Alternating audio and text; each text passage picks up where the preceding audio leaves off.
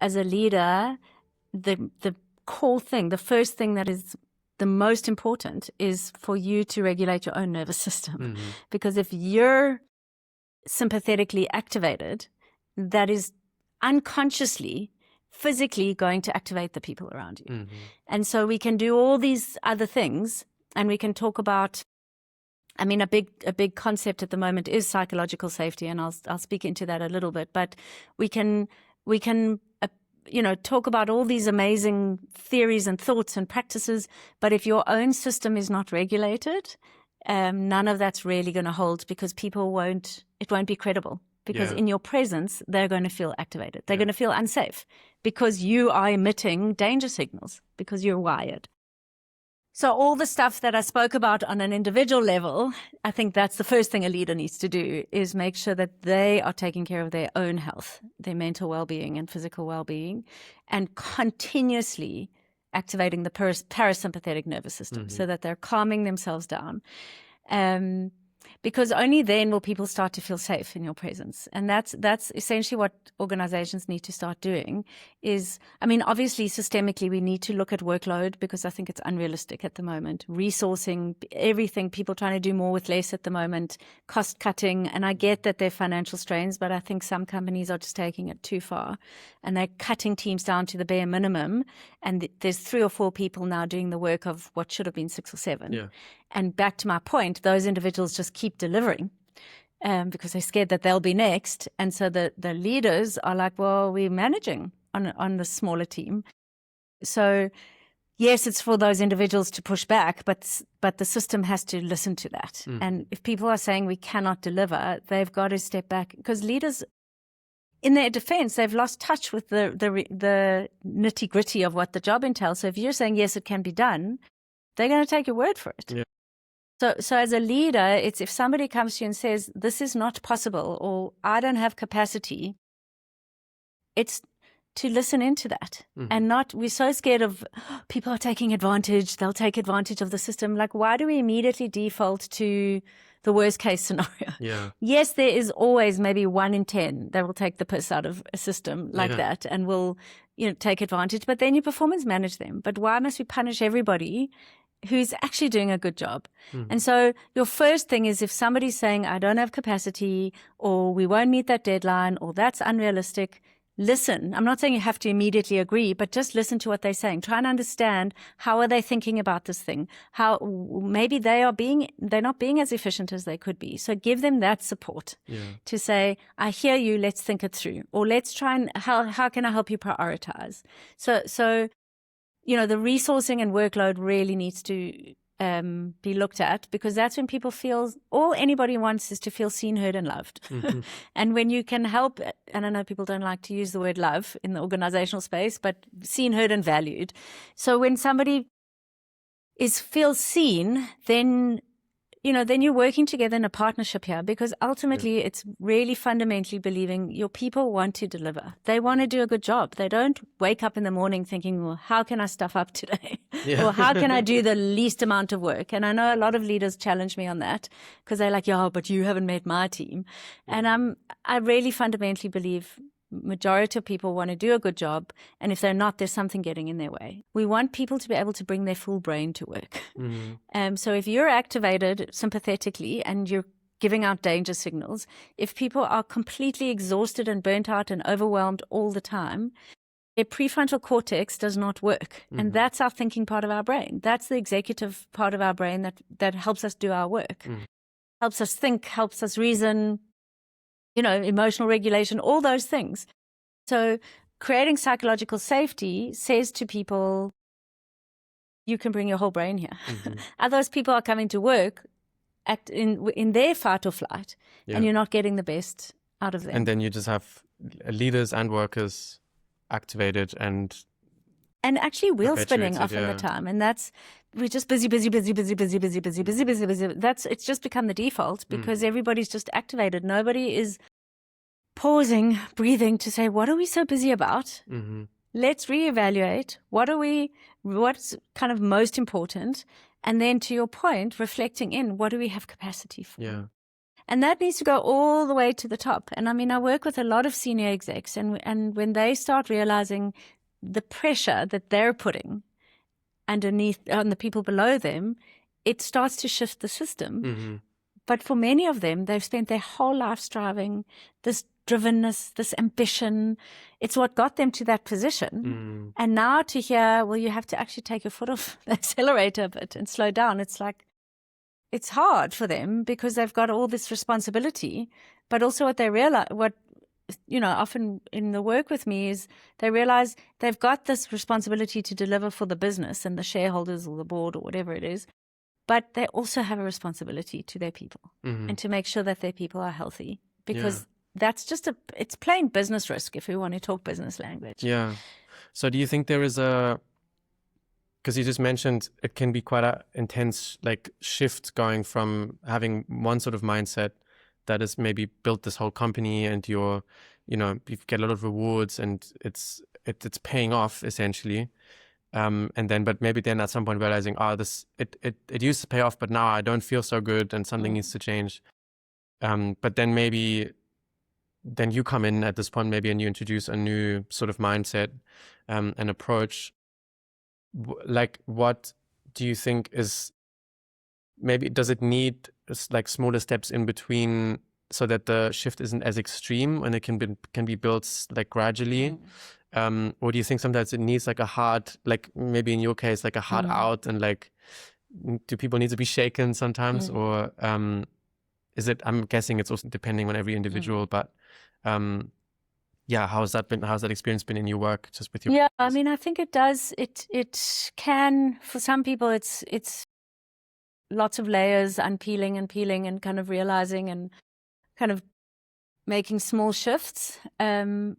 Most often, though, I think at that level, what I see is it does require, or not require, what happens is it's a crash. Something happens. They collapse, they have a health issue, they get divorced, something happens that they then are forced to pause and reevaluate and shift. And I wish that it wouldn't have to be that. It wouldn't have to go so far in the first place. Because the repercussions are so huge and damaging, and often it's trauma that people experience.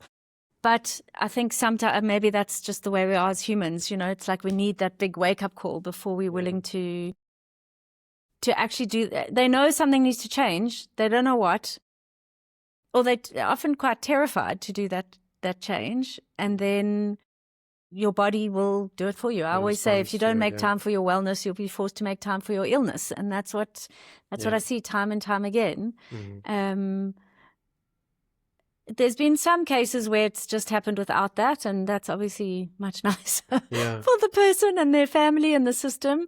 But they also then have to be in a system that is receptive to their shifts. And so sometimes if the individual is struggling and the system is putting pressure, the only thing that's going to help shift is some kind of crisis. Let's pause here for a second. If you're listening to this while running on empty, pushing through, holding it all together, and still feeling wiped out, then this next bit's for you. I want to tell you that you're not broken. It's not an inherent flaw. It's most likely you're experiencing a level of burnout. And there's a real difference. That's why I created this course called Beyond Burnout, Shifting from Surviving to Thriving. It's a self-paced online course for people who are done with pretending that they're fine. In it, you'll learn what's really burning you out. And let me tell you, it's hardly ever your schedule. You'll learn how to set boundaries that hold under pressure, how to manage stress in ways that fit into your life, and how to build resilience that doesn't mean pushing harder, but it's about making more room to recover. This isn't about adding more to your already overbooked schedule. It's about offering you an opportunity to reset. So if this sounds like something you need, the link is in the show notes. Enroll now and take the first step towards building a life that really supports you. We're able to go pretty far beyond our boundaries if we want to. We choose that, right? Like, external things make us choose that, but it's also a drive. I think a lot of people, if you become a leader, there is a certain drive that you have to push forward, to push boundaries. But I think, so the pushing boundaries is, to me, I think can have a positive impact on a company, on whatever you are working towards, if it's a product or other things. But yeah, what do you think got you to that point, and what was that point like that made you want to shift something, want to change something? Was it did you feel like you wanted to change where it was heading, or just step out of it? Like, what was that point like?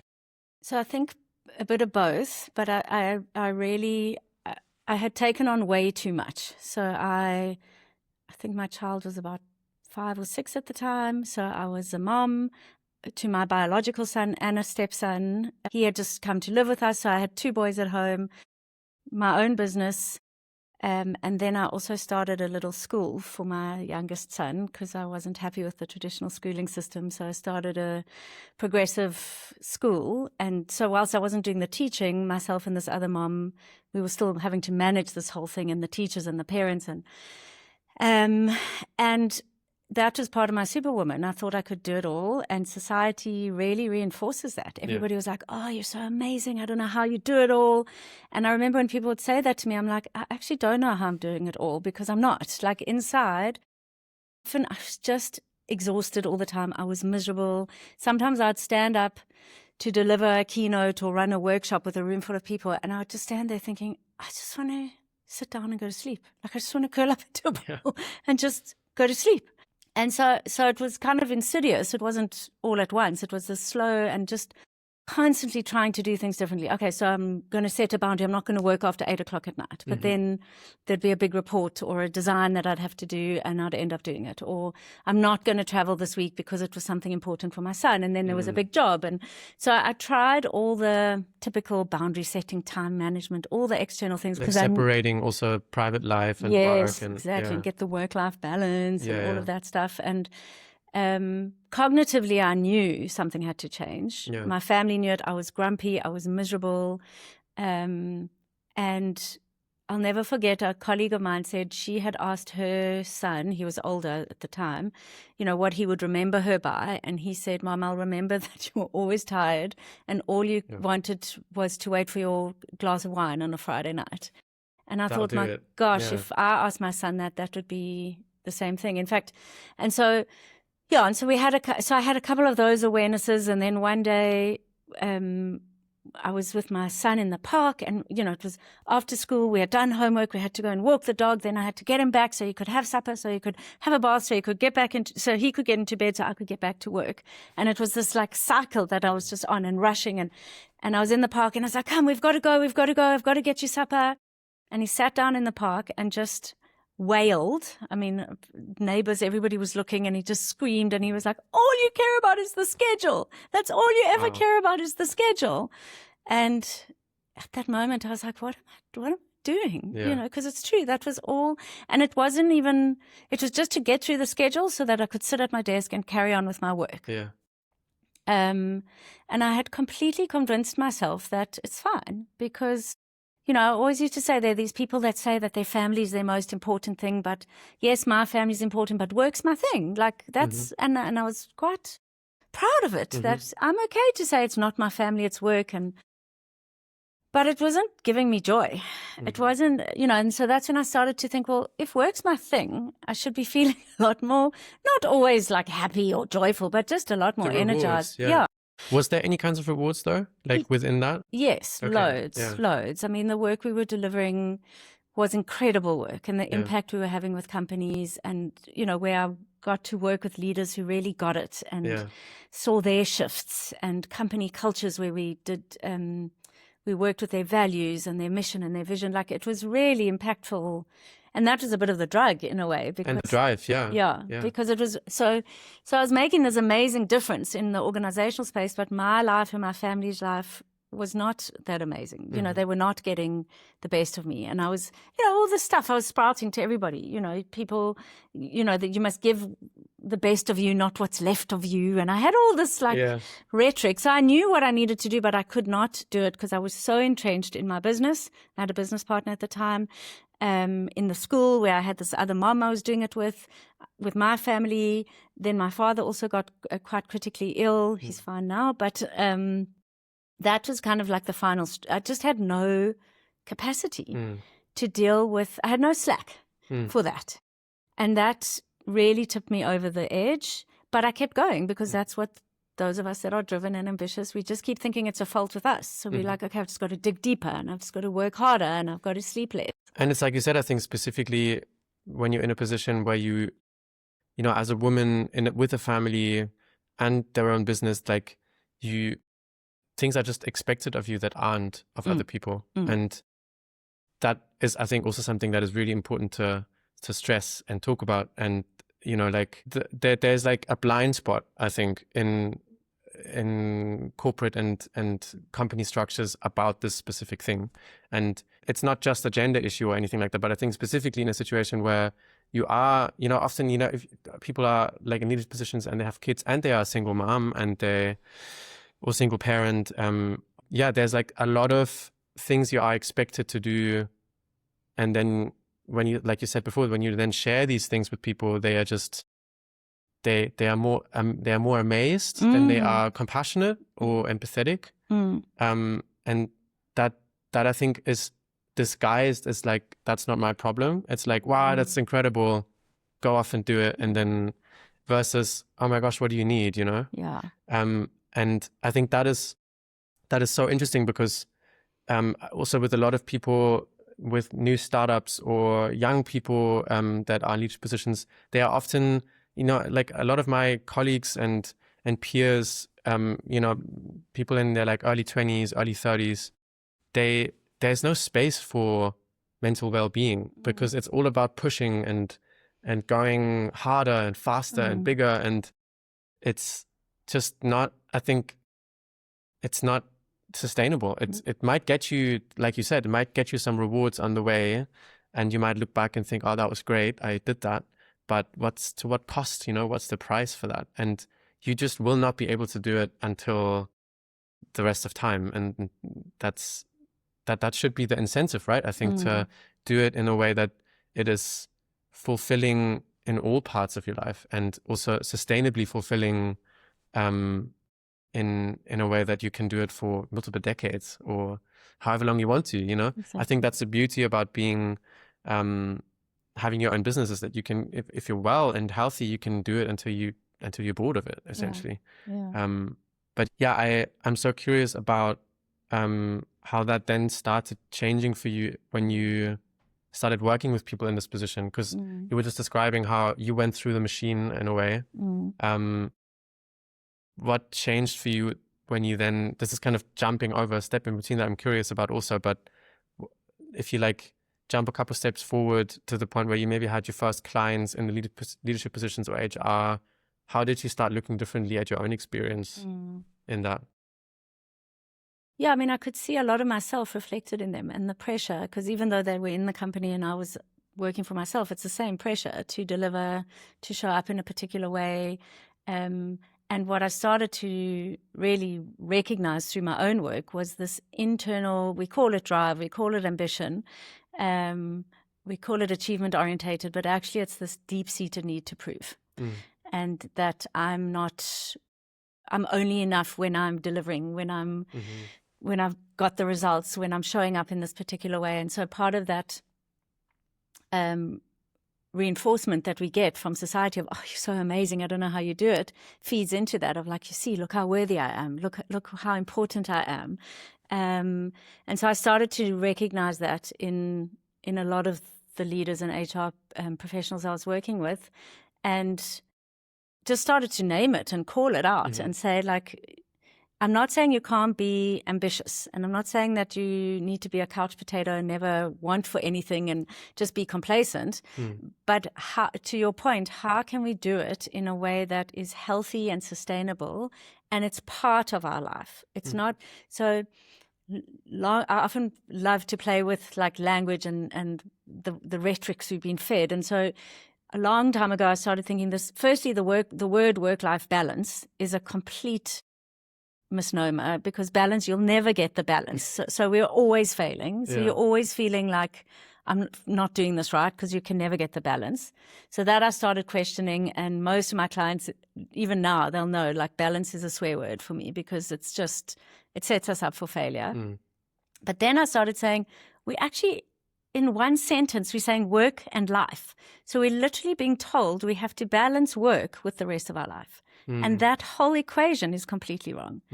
Because why should work be separated out from every other aspect of our lives and be the thing that is most important to be on those scales to balance? And that work is that we literally have been conditioned to believe that work is that thing that is the most important, and then the rest of life we have to fit in somewhere else. Yeah. And so for me, it's around. I often draw these circles where if this is your life, at the moment we've been told work needs to fit almost right inside of it, and then in those little spaces you can fit other bits of life. But what the work that I do is trying to help people get to a place where that circle of work shrinks. It doesn't have to be the smallest. It can still be your biggest circle, but it shrinks to make space for the other things and to have space. It doesn't have to all be filled. And I think that starting to name that, starting to call that out, starting to question, why are you so busy all the time? What is fueling it? Do you really need to be in every meeting? Do you really need to be on all the time? Just the other day I had a conversation with a client, do you have to check your phone for the hour you're at gym? You're not in emergency medical services. Nobody's going to die. Yeah. But we're so hooked in because we think that that's how it feels. Yeah. It feels like if I don't check this email, if I don't respond at this moment, maybe I will die even, exactly. Well, it is to that point. I mean, we laugh, but it is that we worry somebody else will die and they think they will die because of this urgency, hurry, sickness. But we do think we'll die. We won't be relevant.